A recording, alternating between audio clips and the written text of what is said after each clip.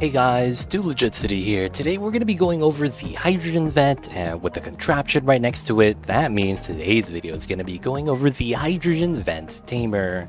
To get things started, the right side of our build, we could see that we have a liquid lock filled with oil. And on top of that, on the inside, we have two doors set up.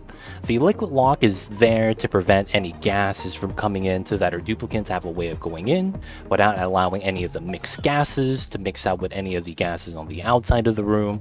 And we have a two-door setup to create a vacuum, preventing any of the heat inside of the box to exchange with any of the heat outside of the box.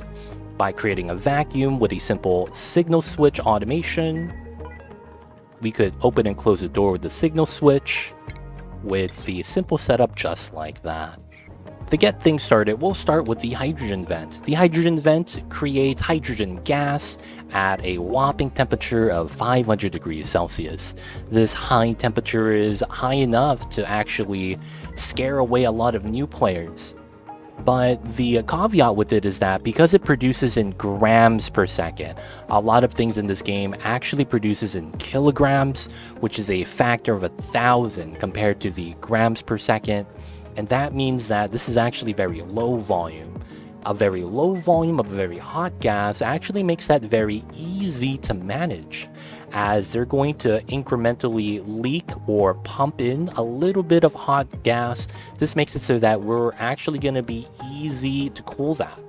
Now, on the other side of that, because it is low volume per second and how much heat it generates, this means that if you guys wanted to put a steam turbine on top with a layer of water in between some metal tiles, having the metal tops absorb the heat of the hydrogen vent so that you could get steam, have your turbine run, and have the water drip back in to cool it down, it's not going to work that well. As a eruption period of 200 seconds, around that, it's only going to turn on your turbine for a few seconds, around 2, 3, 4, maybe 5 seconds if you have a longer eruption period. But because of that, that does not cool that great. Although that would be a powerless alternative, the cooling speed would actually not be that fast, so I opted to go for another method so that we could get the hydrogen as soon as possible. The method of choice that we are choosing is going to be running this cold box on the side. I'm turning on the thermal overlay. As you can see, that this cold energy leaks out so fast that the hydrogen can't even heat up the gas, and it's actually cooling it down so fast we could get away with a gold pump. So let's go with the gold pump next. Because we're cooling the system with our cooling box so quickly, we actually have an average temperature range of here of between 30 and 60 degrees. Actually does not ever go over 60 degrees and only goes below 30 degrees when the hydrogen vent is inactive. Now, because of that temperature range, I could actually get away with a regular pump, but I'm using gold just so that I have a little bit of buffer zone. And because I have a little bit of gold in my colony as well, I did not want to waste steel on this design. But because of that, you can actually make a setup like this a little bit early on, assuming you could set up a no steel, no plastic aqua tuner setup. But the automation for the pump is simple. We literally pump this out to a infinite storage, and all we have is a Atmos sensor attached to the pump. This allows it so that unless the gas pressure is above a certain range, in our case it's going to be 1,000 grams per tile, the pump is going to be disabled unless it's going to be above 1,000.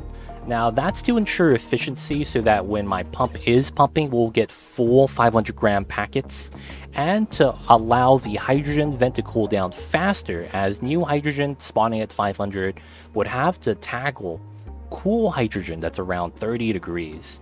This means that it's going to average out the temperature with the mass that's already out there, making it easy to cool. The priming process of this is not actually anything special. After you actually finish the build, you could just let it run in a vacuum. The start does not actually hurt it, meaning that the gold pump is actually okay in the beginning as well, where it's going to be the hottest. Now let's talk about the cooling box. The cooling box is a 16 tile box right here, with the outside edge on the left and top side of this being diamond window tiles. If you guys do not have diamond window tiles, you guys could use the metal tiles instead, as some of the metals are going to be worse off. Some of the metals are actually better than diamond in conductivity. But if you guys don't have the diamond or window tech, metal tiles are okay. But if you guys don't have metal tiles, I say that you would want to start refining metal to get this, as any of the other tiles will not work as effectively. Now, inside of the box, we have 9 tiles of regular water. We have about 1,000 kilograms per tile, and we're running a aqua tuner line over that with radiant piping and a temp shift plate in the middle. Temp shift plate made out of diamonds. If you guys don't have that temp shift plate made out of diamond, it's okay if you have any other refined metal. And in the case that you don't, having a temp shift plate is better than not having one, regardless of the material that's made, unless it's an insulator. But for the most part, that's a simple design. The aqua tuner cooling loop is actually coming from right here, where we send it to 20 degrees. A simple steam turbine aqua tuner setup right there. Running the cooling loop, you could see the liquid mediums right there, going in and out. And that's how we're maintaining this setup.